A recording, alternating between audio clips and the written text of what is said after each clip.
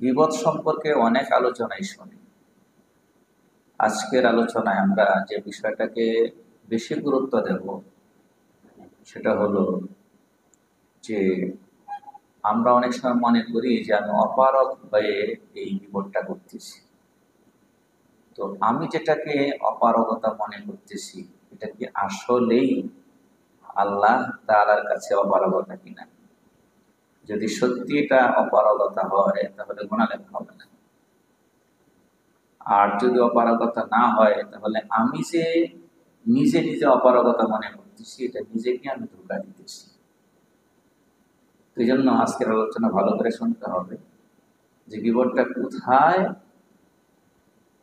করলে পরে গুনাহ হয় না আর কোন সময় করলে পরে গুনাহ হয়, এটা জানার দরকার। আমাদের এক বিরাট সংখ্যক লোক এমন আছে যারা মিথ্যা অজুহাতে গীবত করি, অর্থাৎ যে অজুহাতে গীবত করতেছি এই অজুহাত শরীয়তে গ্রহণযোগ্য না। তো আমার অজুহাতটা শরীয়তে গ্রহণযোগ্য কিনা এই জিনিসটা পরিষ্কার হওয়ার দরকার। নতুবা হবে কি, সারা জীবন খোড়া অজুহাতে, ভুল অজুহাতে, মিথ্যা অজুহাতে গীবত করে যাব আর আমলনামা গীবতের গুনার দ্বারা ভারী হতে থাকবে। আর কিয়ামত দিবসে বিপদে পড়ে যাব, সমস্ত আমলগুলো নিয়ে যাবে যাদের গীবত করেছিল। আর গীবত কত মানুষের করি, টাকা কত মানুষের মারা হয়, একটা সীমা থাকে যে অন্যের হক মারে, হয়তো সীমিত কিছু মানুষের হক মারে, কিন্তু গীবত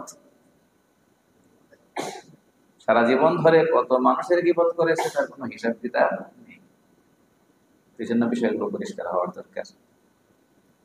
সূরা হুজুরাত এর 12 নম্বর আয়াতে আল্লাহ তাআলা বলেছেন, ওয়ালা ইয়াগতাব বা'দুকুম বা'দান, তোমাদের কতক যেন কতকের গীবত না করে, অর্থাৎ কেউ যেন কারো গীবত না করে।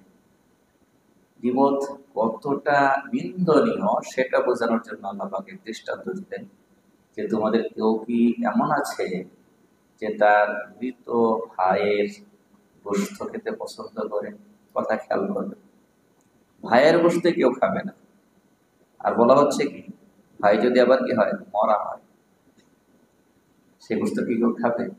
বুঝালেন গীবত করা মানে ভাইয়ের, এমনকি মৃত ভাইয়ের গোশত খাওয়া, মানে লাশ পুড়ে করে খাওয়া, আর ভাইয়ের লাশের গোশত খাওয়া। তো এটাকে আল্লাহ বলছেন যেটা অপছন্দনীয় হওয়ার দরকার তোমার কাছে। এরপরে চিকিৎসাও বলে দিয়েছে খুব সংক্ষেপে, ওয়াত্তাকুল্লাহ, আল্লাহকে ভয় করো। তো সঠিক মাত্রার আল্লাহর ভয় যদি অন্তরে ঢুকে যায় তাহলেই কেবল বিপদ থেকে বাঁচা সম্ভব। সঠিক মাত্রার আল্লাহর ভয় যদি অন্তরে না ঢুকে তাহলে বিপদ থেকে বাঁচা সম্ভব না। কারণ এখানে আইন চলবে না। যদি আইন করা হয়, বা আমরা যদি মাদ্রাসার ভেতরে কি করি, নিয়ম করি যে আমাদের আবাসিক মাদ্রাসা 24 ঘন্টা তোমরা এখানে থাকো, এই এরিয়ার ভেতরে গীবত করা যাবে না, গীবত করলে এই শাস্তি, অথবা গীবত করলে বহিষ্কার করে দেওয়া হবে, এটা কি কার্যকর করা যাবে না? সরকারও আইন করতে পারবে না, আমরাও আইন করতে পারবো না, এটা আইনের আওতায় আনা যাবে না। তো এইটাকে প্রতিহত করার বা এই গুনাহ থেকে ফিরিয়ে রাখার একমাত্র উপায় হচ্ছে অন্তরে আল্লাহর ভয় জাগ্রত করা। তো আল্লাহ পাক সেটাই বলছেন, ওয়াত্তাকুল্লাহ, আল্লাহকে ভয় করো, ইন্নাল্লাহা তাওয়াবুর রহিম, আল্লাহ পাক তাওবা কবুলকারী। পিছনে যা করেছো সেগুলোর জন্য তওবা করে ফেলো, আল্লাহ তাওবা কবুল করবেন। রহিম, তিনি ক্ষমাশীল, দয়াবান। রহিম, তিনি দয়াবান। তো অতীতে যাদের গীবত করেছি আমরা যদি আল্লাহর কাছে তাওবা করি আর যদি বলি যে আল্লাহ আমি যাদের গীবত করেছি তাদের সারা জীবনে গুনাহ খাতা মাফ করে দেন, আর আমি যে তাদের গীবত করেছি এটাও তারা যেন আমাকে মাফ করে দেয়, তাদের দিলটাকে, তাদের মনটাকে ওরকম সদয় করে দেন, অথবা কিয়ামত দিবস এরকম সদয় করে দেবেন। আল্লাহ পারেন তো ইনশাআল্লাহ। ওই ভাইয়ের জন্য যদি আমি দোয়া করতে থাকি তাহলে ওই ভাই দেখবে যে এই লোকটা আমার গীবত করেছিল সেটাও ঠিক, আবার আমার জন্য কি করেছে, দোয়াও করেছে। তো সদয় হইতে পারে কি পারে না? তো এই আয়াতের মধ্যে গীবতকে বলা হয়েছে ভাইয়ের গোশত খাওয়া বা মৃত ভাইয়ের গোশত খাওয়া। হাদিস শরীফের মধ্যেও কিন্তু এই গোশত খাওয়া বলা হয়েছে, গীবত করা মানে গোশত খাওয়া। রাসূল কারীম সাল্লাল্লাহু আলাইহি ওয়াসাল্লাম তিনি বলেছেন যে মেরাজে মেরাজের রজনীতে আমাকে যখন জান্নাত জাহান্নাম ভিজিট করানো হলো, তো আমি সেখানে একদল লোকের অবস্থা দেখলাম। তো একদল লোকের অবস্থা দেখলাম, আহ, তারা নিজের হাতের যে নখগুলো আবার তামা বা পিতলের তৈরি, তামার নখ হাতের মধ্যে আছে। আর সেগুলোর দ্বারা তাদের চেহারাকে তারা নিজেরাই খামচাচ্ছে, মুখ, চেহারা এগুলোকে ক্ষত বিক্ষত করতেছে খামচিয়ে, নিজেদের হাত দিয়ে নিজেদের চেহারাকে এবং নিজের মুখটাকে। তো আমি জিজ্ঞাসা করলাম, আমার সাথে ছিল জিব্রাইল, মানহা উলাইয়া জিবরিল, এই জিবরিল, এই লোকগুলো কারা নিজের হাতে নিজের চেহারাকে নিজের মুখটাকে খামচিয়ে খামচিয়ে ক্ষত বিক্ষত করছে, কারা? তো তিনি বললেন, আল্লাযীনা ইয়াকুলুনা লুহুমান নাস, এরা হচ্ছে ওই সমস্ত লোক যারা মানুষের গোশত ভক্ষণ করত, মানুষের গোশত খেত। এখন মানুষের গোশত খাওয়া বলতে শরীরের গোশত কেটে নিয়ে রান্না করে খাওয়া? আজকাল তো কত রকম তথ্যই পাওয়া যায়, এটারও একটা বিরল ব্যতিক্রম দৃষ্টান্ত কম বেশি থাকতে পারে। নানান কথা আমরা বিভিন্ন সময় শুনি, সেটা আলাদা বিষয়। এখানে কিন্তু ওটা বলা হয়নি। সত্যিকারের গোশত খাওয়া, রান্না করে খাওয়া বা কাঁচা খাওয়া, এটা বলা হয়নি। হাদিসের পরের বাক্যের মধ্যে আছে সেটাই, ওয়ায়াকাউনা ফি আরাদিহিম, মানুষের সমালোচনা করে করে তাদের ইজ্জতকে খাটো করত, মানুষের সম্মান এর মধ্যে আঘাত করত, সমালোচনা করে করে অন্যকে খাটো করত। এর মানে কি বলতো, সোজা কথা কি করতো, বিপদ করতো। তা আমরা অনেক সময় বলি কি, আরে যা সত্য সেটাই তো বলছি। আমরা অনেক সময় বলি কি, যা সত্য সেটাই তো বলছি, সে যা করছে সেটাই বলছি, যা করেছে সেটাই বলছি। তো আসলে যা করেছে সত্যটা বললে তো বিপদ হয়, মিথ্যাটা বললে বিপদ হয় না, বরং বিপদের চেয়ে আরো এক ধাপ উপরের আরেকটা গুণা হয়, সেটা হলো অপবাদ, মিথ্যা অপবাদ। সত্যটা বললে কি হয়, বিপদ হয়। রাসূল কারীম সাল্লাল্লাহু আলাইহি ওয়াসাল্লাম নিজেই গীবতের সংজ্ঞাটা শিখিয়েছেন। নবীজি বলেছেন, আতাদরুনা মাল গীবা, গীবত কি জিনিস সেটা কি তোমরা বুঝো? তো সাহাবায়ে কেরাম, তাদের মধ্যে একটা আদব ছিল, তারা জানলেও কখনো বলতো না যে জানি, তারা জানলেও কখনো বলতো না জানি। তারা বলতেন আল্লাহু ওয়া রাসূলুহু আ'লাম, আল্লাহ এবং আল্লাহর রাসূল ভালো জানেন। যদি জিজ্ঞাসা করে, সেই যে বিদায় হজের লম্বা হাদিসের মধ্যে এসেছে যে জিজ্ঞাসা করছেন এটা কোন শহর, কোন শহর এটা তাদের জানা ছিল না, এটা কোন মাস এটার উত্তর কি জানা ছিল না, এটা কোন দিন জানা ছিল না, সব জানা ছিল, কিন্তু সবগুলোর উত্তরে তারা বলেছেন আল্লাহু ওয়া রাসূলুহু আ'লাম, আল্লাহ এবং আল্লাহ রাসূল ভালো জানেন। আর আমাদের অভ্যাস কি, যদি আমরা হুজুরের পাশে বসা থাকি আর একজন লোক মাসলা জিজ্ঞাসা করে, হুজুর জবাব দেওয়ার আগে আমরা জবাব দেওয়া শুরু করি। একজনকে জিজ্ঞাসা করা হলে আরো দুইজনে জবাব দেওয়া শুরু করে আগে ভাগে, মানে আমিও জানি। বুঝতে পেরেছেন? তো যাক, রাসূল কারীম সাল্লাল্লাহু আলাইহি ওয়াসাল্লাম নিজেই তখন বললেন, যিকরুকা আখাকা বিমা ইয়াকরাহু, তোমার ভাই সম্পর্কে, মুসলিম ভাই সম্পর্কে এমন আলোচনা করা যেটা তার কানে গেলে সে দুঃখ পাবে। তোমার কোনো মুসলিম ভাই সম্পর্কে এমন কোনো কথা বললে, সেইখানে নাই, এমন কোনো কথা বললে যে এটা তার কানে গেলে সে শুনলে ব্যথা পাবে, সে অপছন্দ করবে, যে আমার ব্যাপারে এই কথাগুলো বুঝি বললো সে ব্যথা পাবে, এইটাই বিপদ। সাহাবায়ে কেরাম প্রশ্ন করলেন, আফারাআইতা ইন কানা ফি আখি মাকুল, আমি যে কথাটা বলেছি সেটা যদি বাস্তবসম্মত হয়, ওই ভাইয়ের মধ্যে যদি এই দোষটা সত্যি থাকে, রাসূল কারীম সাল্লাল্লাহু আলাইহি ওয়াসাল্লাম বলেন, ইন কানা ফিহি মা তাকুল ফাকাদি কিতাবতাম, তোমার ভাইয়ের মধ্যে যদি এটা সত্যি সত্যি থাকে তাহলেই তো কেবল গীবত করলে, তাহলেই গীবত করলে। ওয়া ইল্লাম ইয়াকুন ফিহি মা তাকুল ফাকাদ বাহাত্তা, আর যদি তার মধ্যে এটা সত্যি সত্যি না থাকে, যা করে নাই তা বলেছ, তাহলে এটা গীবত না, গীবতের চাইতে আরো উপরে আরেকটা জিনিস আছে, সেটা হলো মিথ্যা অপবাদ, সেটা তুমি দিয়েছো। তাহলে আর একজন করেছে বলে আমি বলতে পারবো নাকি, আর একজনের মধ্যে একটা দোষ আছে বলে আমার বলার অধিকার আছে নাকি? আমার কথা বুঝবেন ভালো করে, আর একজনের মধ্যে একটা দোষ আছে বলেই আমার বলার অধিকার হয়ে যায়নি, সত্যি সত্যি করেছে বলে আমি বলতে পারবো না। হ্যাঁ, অপারগ হলে বলা যাবে। আমি যদি বলতে বাধ্য হই না বলে পারছে না, এরকম একটা পরিস্থিতির শিকার হয়েছে, তাহলে বলা যাবে গীবত হবে ঠিক, তবে ওই গীবতে গুনাহ লেখা হবে না। অপারগ হয়ে, বাধ্য হয়ে যদি আমি গীবতটা করি, গীবত তো হলো, কিন্তু কি লেখা হবে না? গুনাহ লেখা হবে। এখন অপারগ কোথায় হলাম, বাধ্য কোথায় হলাম, এটা কিন্তু বোঝার দরকার। তো এইখানে এই হাদিসের ব্যাখ্যা যারা করেছেন তারা 6টা জায়গার কথা লেখেন। কয়টা জায়গার কথা? 6টা জায়গা। এই 6টা জায়গা হচ্ছে অপারগতার জায়গা, যেখানে আমি অপারগ হয়ে করতেছি, গুনাহ লেখা হবে না। সেই 6টা জায়গা উলামায়ে কেরাম কোত্থেকে নিলেন? হাদিস ব্যাখ্যা যারা করেছেন তারা কোত্থেকে নিলেন? আলেম কি আর শরীয়ত বানাইতে পারবেন নাকি বলেন? যত বড় আলেমই হোক, তিনি কি শরীয়ত বানাইতে পারবেন? না জায়েজকে তিনি জায়েজ করতে পারবেন? বলে এখানে এটা কবিরা গুনাহ, কিন্তু গুনাহ লেখা হবে না, এটা কোনো আলেমে বলার অধিকার, নিজের তরফ থেকে বলার অধিকার তার, যত বড় আলেমই, যে যুগের আলেমই। এগুলো বের করেছেন হলো হাদিস থেকে। তো এই জন্য আমরা আগে কিছু হাদিস শুনে ফেলি। একটা হাদিস, এটা বুখারী মুসলিম প্রায় কিতাবের মধ্যে আছে। তো এক ব্যক্তি রাসূল কারীম সাল্লাল্লাহু আলাইহি ওয়াসাল্লামের দরজায় এসে প্রবেশের অনুমতি চায়। এটা নিয়ম, আপনি কারো ঘরে সরাসরি ঢুকতে পারবেন না, দরজায় দাঁড়িয়ে আগে অনুমতি চাইতে হবে, অনুমতি পাওয়ার পর ঢুকতে পারবেন। দরজায় দাঁড়িয়ে যখন অনুমতি চেয়েছে, কেউ এসে সংবাদ দিয়েছে, ইয়া রাসূলুল্লাহ, একজন ব্যক্তি এসে অনুমতি চেয়েছে, অমুক পরিচয় দেওয়া হয়েছে। তো নবীজি তার সম্পর্কে আগে একটা মন্তব্য করে ফেললেন। তিনি বললেন, ইযানু লাহু বি'সা আখুল আশিরা, তাকে ঢোকার অনুমতি দাও, তবে লোকটা খুবই খারাপ, একটা গোত্রের নেতা, লোকটা খারাপ। মন্তব্য করেছেন কি করেননি? কে করেছেন? স্বয়ং রাসূল কারীম সাল্লাল্লাহু আলাইহি ওয়াসাল্লাম করেছেন, লোকটা খারাপ, দলের নেতা, গোত্রের নেতা খারাপ। এরপরে ঢোকার অনুমতি দেওয়া হলো। অনুমতি দেওয়ার পরে রাসূল কারীম সাল্লাল্লাহু আলাইহি ওয়াসাল্লাম তার সঙ্গে খুব সুন্দর ভাষায় কথাবার্তা বলেছেন, খুব সুন্দর আচরণ করেছেন। আম্মা জান আয়েশা সিদ্দিকা রাদিয়াল্লাহু তাআলা আনহা ব্যাপারটা লক্ষ্য করেছেন।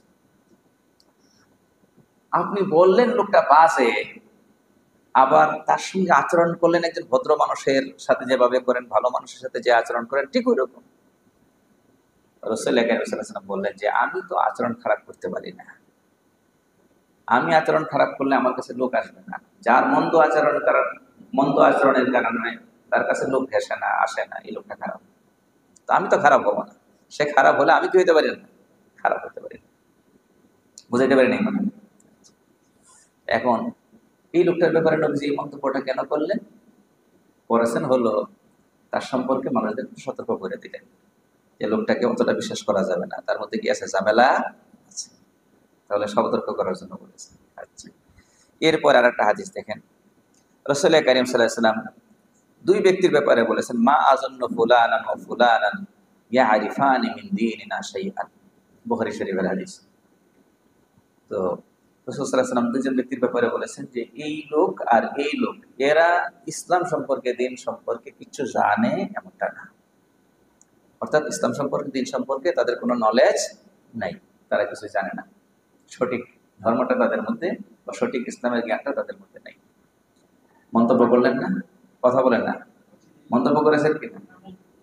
এই হাদিসের বর্ণনাকারী বলেছেন এই দুটো মূলত মুনাফিক ছিল। তাহলে নবীজির তরফ থেকে 2 জন মানুষের ব্যাপারে মন্তব্য পাওয়া গিয়েছে। তাদেরকে শুনিয়ে করেছেন নাকি না? শুনিয়ে করেন। আচ্ছা, 3 নম্বর হাদিস, ফাতিমা বিনতে কাইস রাদিয়াল্লাহু তাআলা আনহা একজন মহিলা। তো তো বিবাহের ব্যাপারে, ওনার বিবাহের ব্যাপারে, নিজের বিবাহের ব্যাপারে 2 জন মানুষ প্রস্তাব দিয়েছে। তো 2 জন মানুষের প্রস্তাব পাওয়ার পর তিনি রাসূল কারীম সাল্লাল্লাহু আলাইহি ওয়াসাল্লামের কাছে এসে পরামর্শ চাইলেন যে 2 জায়গা থেকে প্রস্তাব আসছে, কাকে আমি স্বামী হিসাবে নির্বাচন করতে পারি। তো তিনি এই কথা বলার পর রাসূল কারীম সাল্লাল্লাহু আলাইহি ওয়াসাল্লাম 2 জনের ব্যাপারে 2টা মন্তব্য করলেন। একজনের নাম ছিল আবুল জাহাম, একজনের নাম ছিল আবুল জাহাম, আর একজনের নাম ছিল মুআবিয়া। আম্মা মুআবিয়াতু ফাসউলু কুল্লা মা আলালা, তোমার প্রস্তাবকারী একজন হচ্ছে মুআবিয়া, গরিব মানুষ, তার কোনো পয়সা টয়সা নেই। অর্থাৎ তুমি যদি তাকে স্বামী হিসাবে গ্রহণ করো, তাহলে তোমার খুরপুশ দিতে পারবে না, তোমাকে এটা মাথায় রেখে কাজ করতে হবে। তো বলেন না, এটা কি ইতিবাচক মন্তব্য না নেতিবাচক? ভালো না মন্দ মন্তব্য? মন্দ মন্তব্য। আর ওই যে আবুল জাহাম তার ব্যাপারে বলছেন ফালায়াদা ও লাসা হানা আতিহি, কাদের উপর থেকে লাঠি নামায় না, মানে খুব বউ পিটায়। দ্বিতীয় জন আবুল জাহাম, তার অভ্যাস কি, খুব কি করে বউ পিটায়। আর একটা হাদিস, হযরত যায়েদ বিন আরকাম রাদিয়াল্লাহু তাআলা তিনি বলেন রাসূল করিম সাল্লাল্লাহু আলাইহি ওয়াসাল্লামের সঙ্গে এক সফরে বের হলাম। তো সেখানে আমরা একটু অভাবের মধ্যে পড়ে গিয়েছিলাম, সংকটের মধ্যে পড়ে গিয়েছিলাম। তো সংকটে বললে কি হয়, একে অপরকে সহযোগিতা করতে হয়। যাদের কিছু আছে, সামর্থ্য আছে, তারা, যারা অভাবী তাদেরকে কিছু দিবে। তখন সেখানে আব্দুল্লাহ বিন উবাই মুনাফিকদের সর্দার ছিল। তো মুনাফিক তো ভিতরে ভিতরে মুনাফিক, উপর দিয়ে তো কাদের সঙ্গে ওঠা বসা, মুসলমানদের সঙ্গে ওঠা বসা, রাসূল সাল্লাল্লাহু আলাইহি ওয়াসাল্লামের সঙ্গে ওঠা বসা, সবার সঙ্গে ওঠা বসা আছে। এই আব্দুল্লাহ বিন উবাই সে বলল কি, কয় যে আরে মুহাম্মদের কাছে যারা আনাগোনা করে, রাসূল সাল্লাল্লাহু আলাইহি ওয়াসাল্লামের কাছে যারা আনাগোনা করে, এদেরকে টাকা পয়সা দিও না। ভালো রকম সংকটে যখন পড়বে না, তখন মুহাম্মদ সাল্লাল্লাহু আলাইহি ওয়াসাল্লামের কাছ থেকে ফিরে আসবে। কারণ তার টার্গেট তো কি করা, সরানো। রাসূল সাল্লাল্লাহু আলাইহি ওয়াসাল্লামের কাছ থেকে কি করা, সরানো।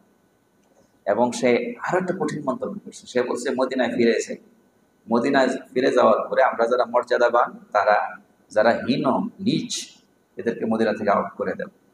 মর্যাদাবান বলে বুঝাইছে নিজেদেরকে, আর হীন বা নিচ বলে বুঝাইছে কাদেরকে, মুসলমানদেরকে, খাঁটি মুসলমান যারা, তাদেরকে মদিনায় গেলে নাকি তারা মর্যাদাওয়ালা, তারা বের করে দেবে কাদেরকে, খাঁটি মুসলমান। এই যে মন্তব্যগুলো করছে হযরত যায়েদ বিন সাবিত রাদিয়াল্লাহু, যায়েদ বিন আরকাম রাদিয়াল্লাহু তাআলা, তিনি এসে এই তথ্যটা রাসূল সাল্লাল্লাহু আলাইহি ওয়াসাল্লামের কাছে দিয়েছেন যে আব্দুল্লাহ বিন উবাই কিন্তু এরকম এরকম মন্তব্য করেছে। তো যায়েদ বিন আরকাম আব্দুল্লাহ বিন উবাই সম্পর্কে যা বললেন, সামনে বলছেন না আড়ালে বলছেন? আরে বলেন, আড়ালে বলছেন। কার কাছে এসে বলছেন? নবীজির কাছে। নবীজি শুনেছেন না? তাহলে মন্তব্য শুনেছেন নবীজি। আচ্ছা, এরপরে এই হাদিস শেষ করি। রাসূল করিম সাল্লাল্লাহু আলাইহি ওয়াসাল্লামের কাছে এই কথা বলার পরে নবীজি আব্দুল্লাহ বিন উবাইকে ডাকালেন। ডাকায় বললেন, এই তুমি নাকি এরকম এরকম মন্তব্য করেছো যে আমার কাছে যারা থাকে তাদেরকে তুমি সংকট কালেও দেবে না, যেন তারা দিন থেকে ফিরে যায়। আর মদিনায় গেলে নাকি তুমি তাদেরকে মদিনা থেকে বের করে দেবে, এরকম মন্তব্য নাকি করেছো।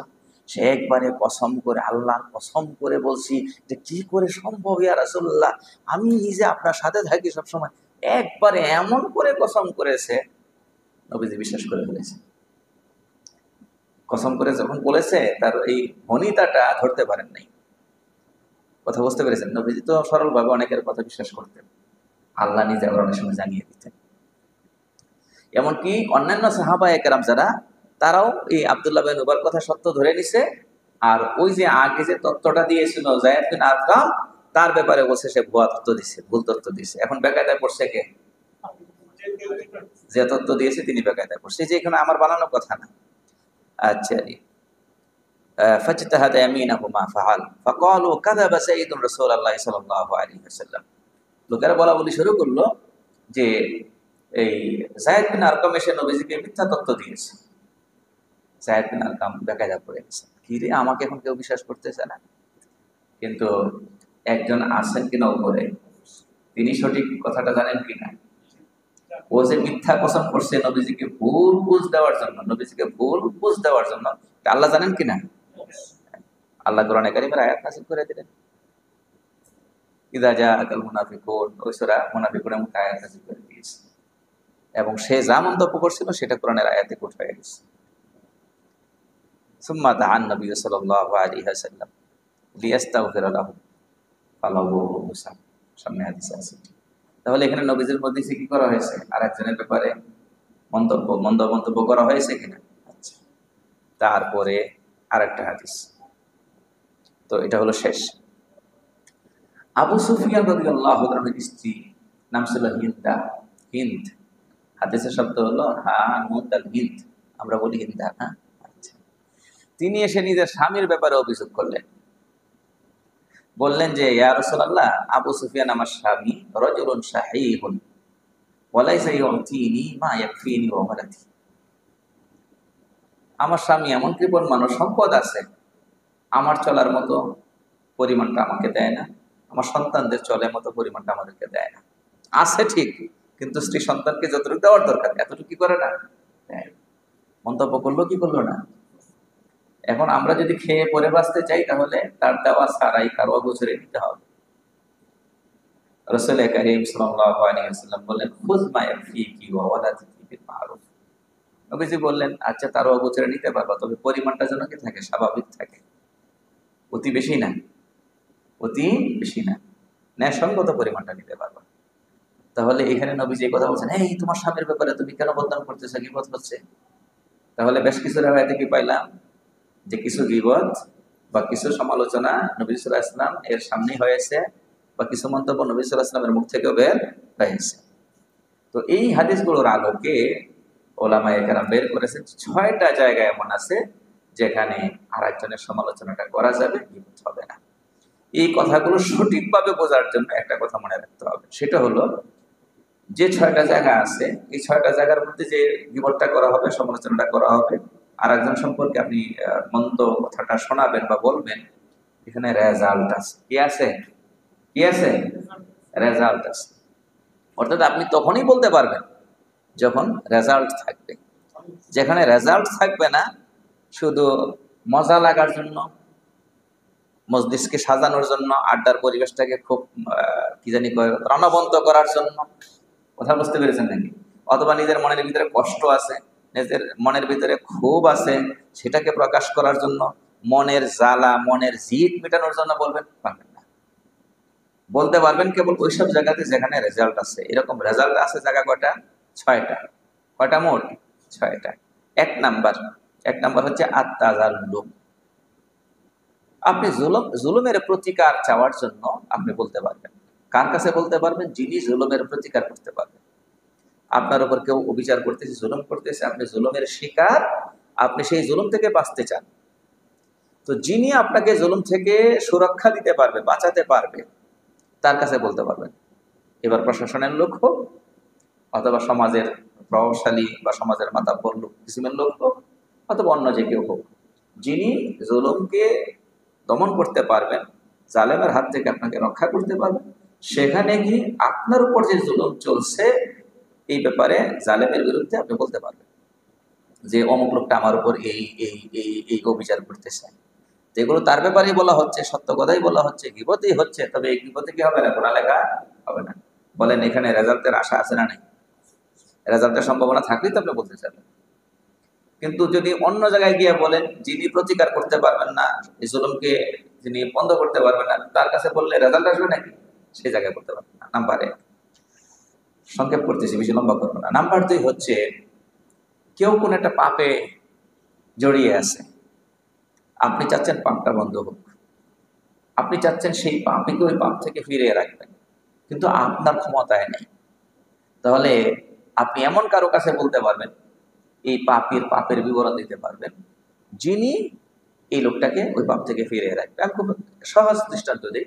মনে করেন আপনি জানেন, বা একজন যুবক জানে যে তার ওই প্রতিবেশী আর একটা ছেলে নেশায় যুক্ত হয়ে গেছে, নেশায় জড়া হয়ে গেছে, বাজে ছেলেদের সাথে আড্ডা দিচ্ছে, নেশা করতেছে। এখন যে যুবকে জানে, সেই যুবক যদি গিয়া ওই যুবকের যে নেশায় জড়িয়ে গিয়েছে ওই যুবকের বাবার কাছে বিবরণ দেয়, গীবত তো হবে অবশ্যই। কি বলেন? আড়ালে বলবে না? বিবরণ দিয়েছে যে আপনার ছেলে তো অমুকের সাথে চলে, এই সবগুলো নেশা করে, আর আপনার ছেলেও কিন্তু নেশা করা শুরু করেছে, গতকালকে দেখছি যে অমুক জায়গায় বসে এই কাজ করতেছে। তাহলে এটা গীবত কি গীবত না? গীবত তো অবশ্যই, কিন্তু করতেছে কি নিয়তে? একটা পাপকে দমন করার জন্য, একজন পাপীকে তার পাপ থেকে ফিরিয়ে আনার জন্য। আল ইস্তেহানা আলা তাকয়িরিল মুনকার ওয়া রাদ্দিল আসি ইলা সওয়াব। এখানেও রেজাল্টের আশা আছে না নাই? আরে বলেন না। এখানে গীবতটা করতে পারতেছেন। কয়টা গেল? 2টা। নাম্বার 3, আল ইস্তিফতা, ফতোয়া চাওয়ার জন্য। কি চাওয়ার জন্য? ফতোয়া চাওয়ার জন্য, মাসালা জানার জন্য। মুফতি সাহেবের কাছে গিয়ে, আলেমের কাছে গিয়ে মাসালা বলা লাগে না? মাসালা জানতে চান। যেমন মনে করেন স্বামী স্ত্রীর মধ্যে ঝামেলা হয়েছে, ঝগড়া বিবাদ হয়েছে, নানান কিছু হয়েছে। এখন এই ক্ষেত্রে স্বামী গিয়েছে মুফতি সাহেবের কাছে, গিয়ে বলছে যে এরকম ঘটনা ঘটছে, এখন এই আমাকে সঠিক মাসআলাটা দেন। এখন এই সঠিক মাসআলাটা জানার জন্য ঘটনার বিবরণ দেওয়া লাগবে না?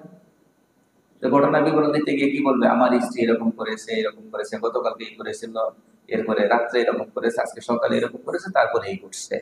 তাহলে স্ত্রীর কর্মের বিবরণ দিচ্ছে না? আরে বলেন না। হ্যাঁ, তা কিসের জন্য? মাসআলা জানার জন্য। তাহলে এই স্ত্রীর কর্মের বিবরণ দিচ্ছে, গীবত করতেছে, তার জায়েজ আছে। কারণ এখানেও মাসলা জানাটা ভালো একটা কাজ, এটা জানতে হচ্ছে তার। আর এখানে রেজাল্ট আছে না নাই? আরে বলেন না। মুফতি সাহেব যদি এগুলো না জানে সঠিক মাসলা দিতে পারবেন? অথবা স্বামীর বিরুদ্ধে স্ত্রী গেছে মাসালা জানার জন্য। হ্যাঁ, ওই যে হাদিসে যেমনটা দেখলেন, আবু সুফিয়ানের স্ত্রী গিয়েছে রসুলের কাছে মাসালা জানার জন্য, যে আমার স্বামী তো খুরপোশ ঠিক মতো দেয় না, তার অজান্তে আমি নিতে পারবো কিনা। স্বামী বখিল, কৃপণ, মাসালা জানার জন্য বলছে না? নবীজি কি বলছেন নাকি এই গীবত করবো না, তাও আবার স্বামীর গীবত, সাবধান বলছেন নাকি? সবগুলোই হাদিসে আছে। তাহলে মাসআলা জানার জন্য, অথবা আপনার কোনো প্রতিবেশী, আপনার সাথে সম্পর্ক এমন যে কোনো ব্যক্তি আপনার সাথে কোনো একটা ঘটনা ঘটাইছে, এখন এই ব্যাপারে আপনি চাচ্ছেন শরীয়তের মাসালাটা কি, লেনদেনের মধ্যে ঝামেলা বাঁধাইছে, এখন আপনি চাচ্ছেন শরীয়তের সমাধানটাকে। এখন ওই যে লোক ঝামেলা করলো, ওই লোকের ঝামেলার বিবরণ দিলেন মাসআলা জানার জন্য, জায়েজ না জায়েজ? জায়েজ। এখানেও রেজাল্ট আছে না নাই? আছে। নাম্বার 4, নাম্বার 4 হচ্ছে, এইটা বড় জটিল, এটা ভালো করে বোঝা লাগবে। এটা বুঝলে আজকাল যে গীবত আলেম ওলামারাও শুরু করছি আমরা, বুঝতে পেরেছেন নাকি? এটা বোঝা যাবে। এখন এখানে যে আলেম ওলামাদের গীবত বুঝছেন তো, মাহফিলে বক্তাদের গীবত। এইখানে অনেকে ঢালাও ভাবে বলি যে হ্যাঁ হুজুররা গীবত করতেছে, আবার হুজুররা অনেক সময় দেখা যায় জায়েজ হওয়ার এই বাহানায় জায়েজ না এমন জায়গাতেও গীবত করতেছে। কথা বুঝতেছেন নাকি? এই জন্য এই বিষয়টা পরিষ্কার হওয়া লাগবে। এই 4 নাম্বার, একটার ভেতরে আবার অনেকগুলো আছে। 4 নাম্বারটা তাহযীরুল মুসলিমিন মিনাশ শাররি ওয়া নাসিহাতুহু, মুসলমানদেরকে কোনো অনিষ্ট থেকে ফিরানোর জন্য গীবত করতেছেন, তাদের কল্যাণ কামিতার জন্য গীবত করতেছেন। এটার ভেতরে আবার অনেকগুলো প্রকার আছে। 1 নাম্বার জারহুল মাজরুহিন, হাদিসের কিতাবগুলোতে বা হাদিস সংশ্লিষ্ট যে কিতাবগুলো আছে সেগুলোতে দেখা যায় বিভিন্ন বর্ণনাকারীর ব্যাপারে বিভিন্ন রকম মন্তব্য থাকে। কথা বুঝতে পেরেছেন? যেমন বর্ণনাকারী তিনি মিথ্যা বলতেন, বর্ণনাকারী তিনি এই ছিলেন, তিনি ওই ছিলেন। হাদিসের বর্ণনাকারীদের ব্যাপারে মন্তব্য আছে, যে আপনারা শোনেন না হাদিসের বিভিন্ন প্রকার, কোনো হাদিস সহিহ হয়, কোনো হাদিস কি হয়, হ্যাঁ হাসান হয়, কোনোটা দাঈফ দুর্বল হয়, নানান রকম আছে না? এগুলো কিসের কারণে হয়? বর্ণনাকারীদের অবস্থার কারণে। ওখানে বর্ণনাকারীদের নিয়ে মন্তব্য করা হয়। কথা বুঝতে পেরেছেন নাকি? তো এই যে মন্তব্য করা হচ্ছে, কারা করতেছে? হাদিস চর্চাকারীরা। এটা কি গীবত? হ্যাঁ গীবত ঠিক, তবে এই গীবতে কি নাই? বলেন না, গুনাহ নাই, কল্যাণ আছে। আচ্ছা, তারপরে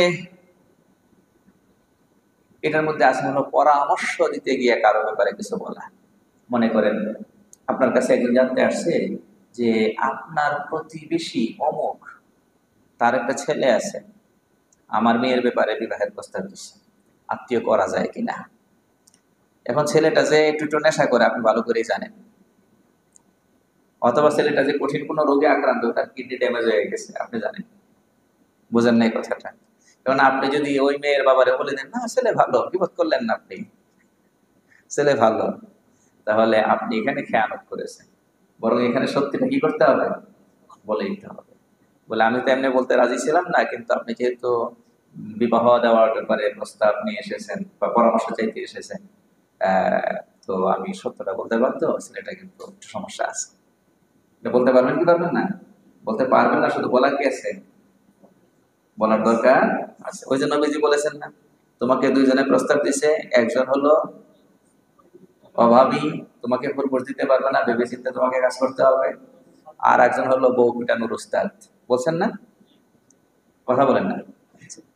আচ্ছা, আপনার কাছে একজন আসছে যে অমুকের সঙ্গে আমি পার্টনারশিপে ব্যবসা করতে চাই, তো উনি তো আপনার অনেক দিনের পরিচিত মানুষ, আমার সাথে নতুন পরিচয়, করা যায় কিনা তার সাথে ব্যবসা। তখন আপনি এখানে সঠিকটা বলা লাগবে না? এই লোকের ভেতরে যদি ঝামেলা থাকে আপনার কি করা লাগবে? বলা লাগবে। কথা বুঝতে পেরেছেন? আচ্ছা, এই এর মধ্যে আরেকটা প্রকার হচ্ছে যে কোন একজন মানুষ দিন শেখার জন্য যাচ্ছে হলো ভণ্ড আলেমের কাছে, তো ভণ্ড পীরের কাছে, যিনি ভুল শেখাবেন, ভুল রাস্তা শেখাবেন, কিসের নামে? ইসলামের নামে, দিনের নামে। এখন আপনি জানেন ওই লোকটার ইমান আকিদা ঠিক নাই, আমল ঠিক নাই, তার মধ্যে ভণ্ডামি আছে। পোশাক আশাক তো ঠিকই আছে, পোশাক তো সবারই কি প্রায় একই রকম। যে ভণ্ড তার পোশাক, আর যিনি সত্যিকারে আলেম তার পোশাক, পোশাকে বিশেষ কোনো ব্যবধান থাকে নাকি? আরে বলেন না, ব্যবধান থাকে? এখন আপনি জানতেছেন যে ওই লোকটার ইমান আকিদা ঠিক নাই, আলেমের বেশ পোশা নিয়ে আছে, কিন্তু মানুষদেরকে গোমরা করে, পথভ্রষ্ট করে। তো তার কাছে যারা যাতায়াত করতেছে তাদেরকে ডেকে আপনি বলে দিলেন, অথবা কায়দা করে বলে দিলেন যে অমুকের কাছে যেও না, অমুকের আলোচনা শুনবে না, অমুকের আজকাল তো আলোচনা না কাছে না গিয়েও শোনা হয় না, শোনা যাবে না, এটা আপনি বলতে পারবেন। এটা কি উদ্দেশ্যে? ভালো উদ্দেশ্যে। কারণ সেজন্য কোনো ভন্ডের কাছ থেকে দিন শিখতে গিয়ে প্রতারিত না হয়, বিপদগামী না হয়, এটা করা যাবে। তাহলে বোঝা গেল যিনি ভুল ভাবে মানুষদেরকে ই করেন, ইসলাম বিষয়ে গাইড করেন, ওয়াজ নসিহত করেন, তার ব্যাপারে সাবধান সতর্ক করা যাবে। কিন্তু এটা বড় স্পর্শকাতর জায়গা। আমি বলছি না, কিতাবে আসছে কি দেখেন, ওয়াহাদা মিম্মা ইউলাতু ফীহি, এই পয়েন্টটা এমন, এখানে অনেকেই ভুলের শিকার হয়, অনেকেই ভুলের শিকার হয়। ওয়াকাদ ইয়াহমিলুল মুতাকাল্লিমা বিযালিকা আল হাসাদ, অনেকে এখানে হিংসা বশত আরেকজনের ব্যাপারে এই সমালোচনা করে। কি বশত? আরে বলেন না, কি বশত? হিংসা বশত সমালোচনা করে। ওয়ায়ুলাব্বিসু শাইতানু আলাইহি যালিক, আর ওই আলেম নিজেও বুঝতেছে না যে আমি যে আরেকজনকে কি করতেছি, সমালোচনার পাত্র বানাইছি, তার ব্যাপারে সমালোচনা করতেছি, এটা যে আমি হিংসাবশত করতেছি অথবা ভুল ভাবে করতেছি, নিজেও ঠের পায় না। কারণ শয়তান তার কাছে বিষয়টা জটিল করে দিয়েছে। শয়তান খুদ ওই আলেমের কাছে বিষয়টা কি করে দিয়েছে? জটিল করে দিয়েছে। ওয়ায়ুখাইয়ালু ইলাইহি আন্নাহু নসিহাতুন ফালইয়াতাফাত্তান বিযালিক, সে মনে করতেছে আমি জায়েজ কাজ করতেছি, কল্যাণকামিতার জায়গা থেকে করতেছি, মানুষকে দিনের পথে সঠিকটা বোঝানোর জন্য আমি করতেছি, কিন্তু না, সে নিজেই প্রতারিত। এই জন্য এটা বড় কঠিন জায়গা। কোনটা? এই যে এইটা। তো এই জন্য আমাদের কি উচিত, আমরা নিজেরাও আজকাল, আমরা যারা আলেম না, আমরাও এই ধরনের এই টপিকের প্রতি ইন্টারেস্টেড। হ্যাঁ, অনলাইনে দেখবেন যে এই ধরনের টপিক এক আলেম আর এক আলেমের বিরুদ্ধে বলছে, এগুলোর ভিউজ কম না বেশি? ভালো করে বুঝবেন, যে সমস্ত এর মধ্যে ছোট্ট ভিডিও হোক আর বড় ভিডিও হোক, যেখানে দেখবেন এক আলেম আর এক আলেমরা কি করতেছে, বিশুদ্ধার করতেছে, তো এগুলোর ভিউজ কম না বেশি? তো ভিউজ বেশি মানে ভিউয়ার কারা? আমরাই তো। কথা বুঝতে পেরেছেন? তাহলে এই জায়গায় আমরা নিজেকে কেন যুক্ত করতেছি, কেন যুক্ত করতেছি? এটা বড় কঠিন জায়গা, এখান থেকে বেরোয় আসতে হবে। কটা গেছে? চারটা। চারটার মধ্যে আর একটা পয়েন্ট আছে, সেটা হলো কেউ বিশেষ একটা দায়িত্বপ্রাপ্ত, তার একটা দায়িত্ব দেওয়া হয়েছে। কথা বুঝতে পেরেছেন? আর যাকে দায়িত্ব দেওয়া হয়েছে, ইনি দায়িত্বের মধ্যে কঠিন কোনো ত্রুটি করতেছেন, বড় ধরনের কোনো ঝামেলা করতেছেন, কিন্তু অন্য কেউ টের পাচ্ছেন। এটা কেমন? নানান রকম হইতে পারে।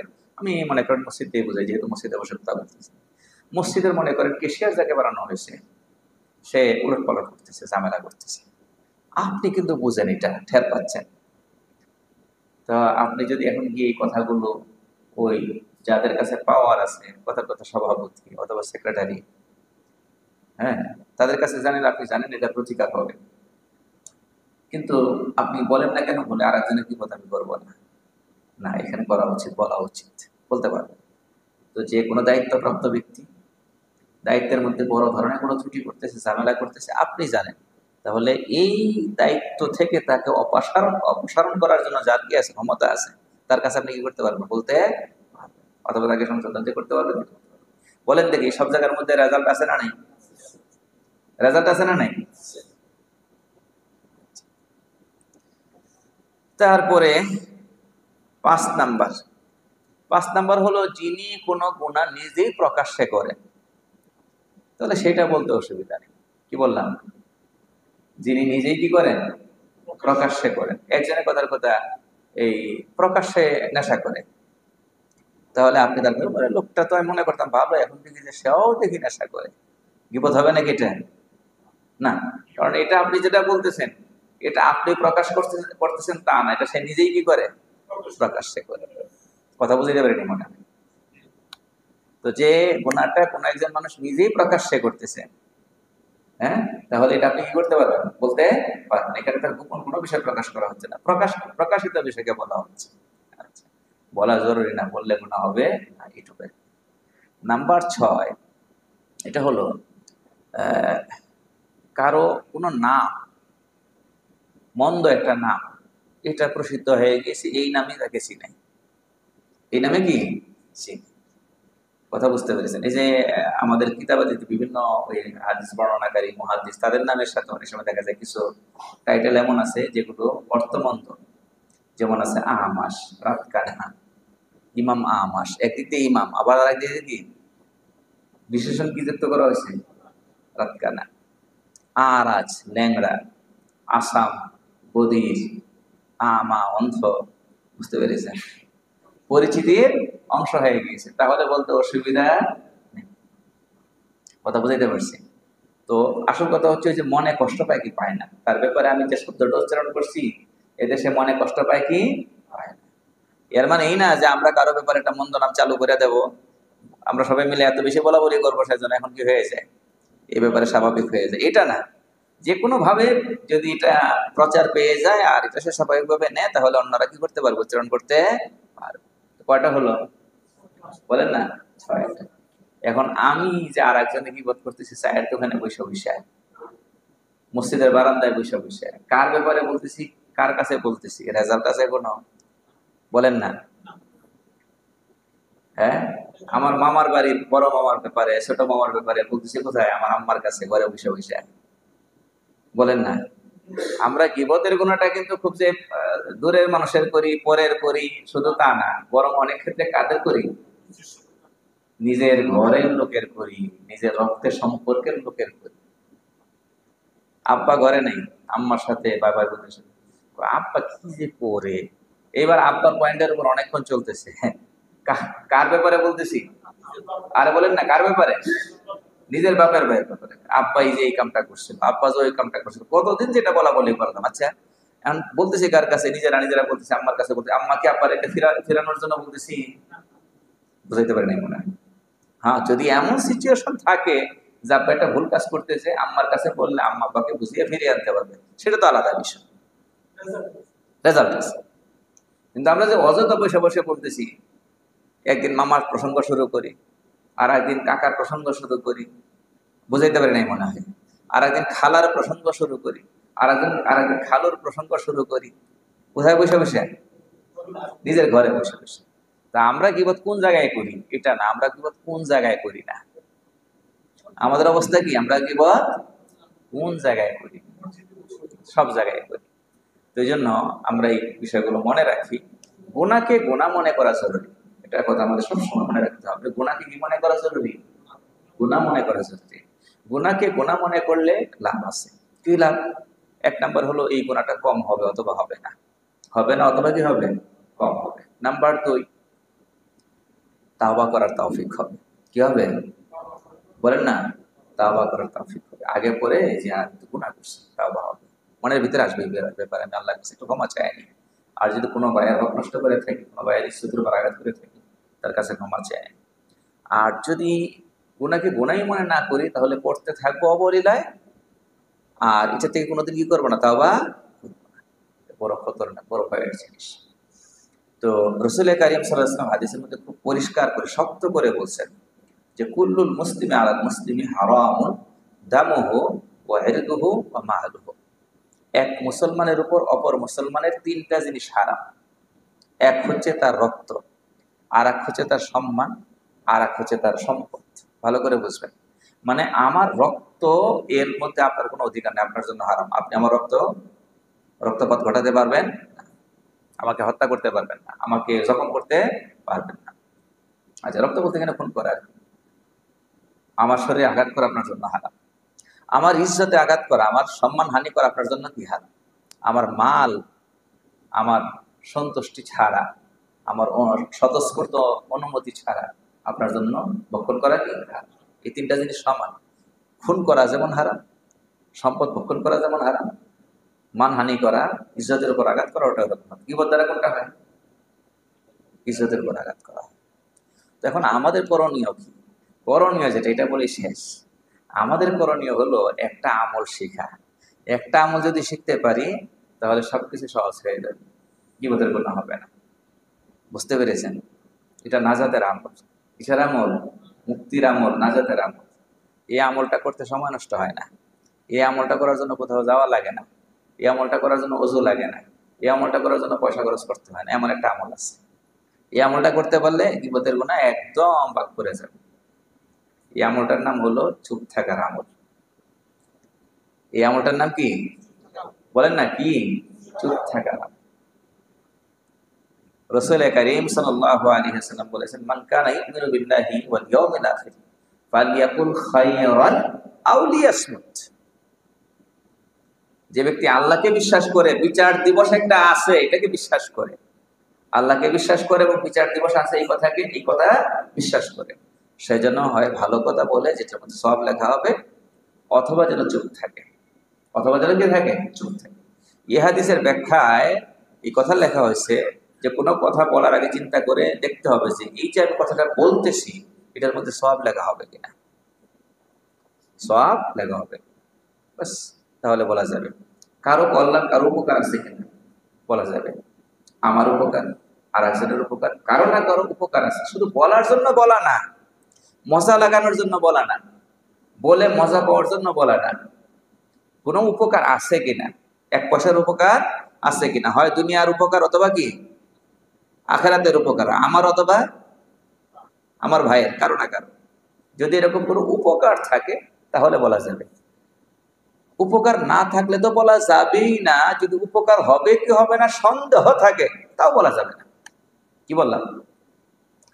এই কথাটা কি উপকারী নাকি উপকারী না এই ব্যাপারে কি আছে?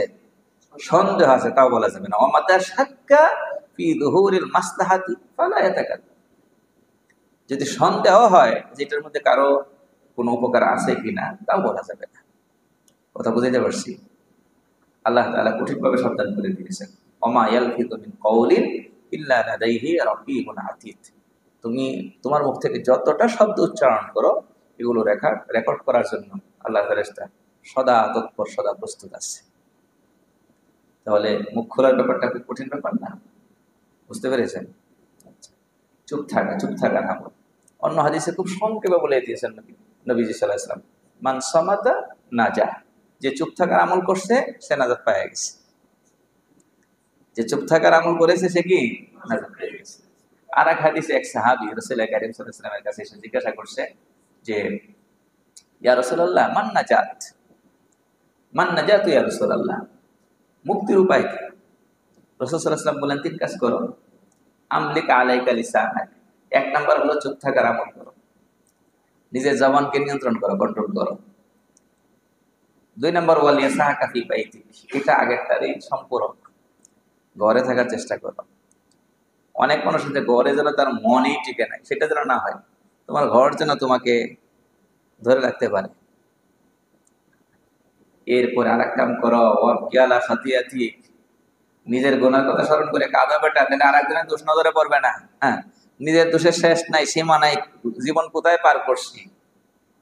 তো নিজের গুনার খবর যদি হয়ে যায় তোমার নিজের ভেতরে, তাহলে আর একজনে কি করছে না করছে আরে বলেন না, নজরে পড়বে নাকি?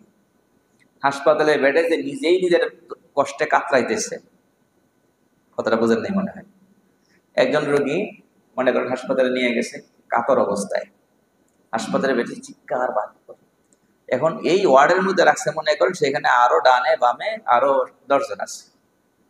সে 2 দিন পর্যন্ত ডানে বামে কে আছে কোন অবস্থায় আছে বলতেই পারবে না, কারণ সে 2 দিন তার নিজের যন্ত্রণায় কাতর ছিল।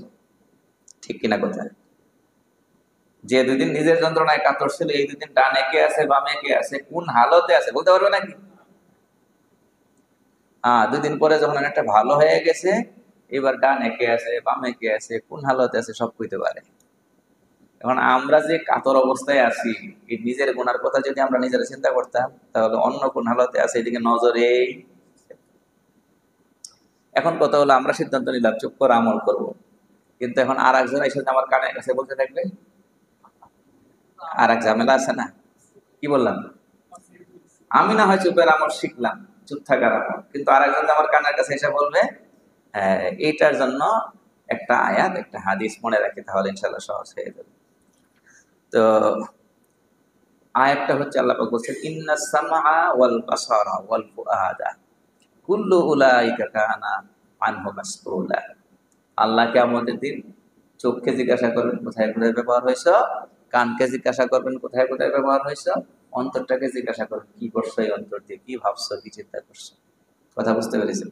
তাহলে কানও জিজ্ঞাসিত হবে কিনা, বলেন, কানও জিজ্ঞাসিত হবে কিনা? তাহলে আমাকে আর একজনে বেকায়দায় ফেলবে, আমি কেন বেকায়দায় পড়বো? আর একটা কথা হলো, কেউ যদি আমার গীবত করে, গীবত করা মানে যার সম্পর্কে গীবত করতেছে তার ইজ্জত রক্ষা করতেছে না ইজ্জতের হানি করতেছে? হানি করতেছে না। আমি যদি তারা থামাইয়া দিই তাহলে এই বেটার ইজ্জত বাঁচাইলাম না। কথা বুঝতে পারেন?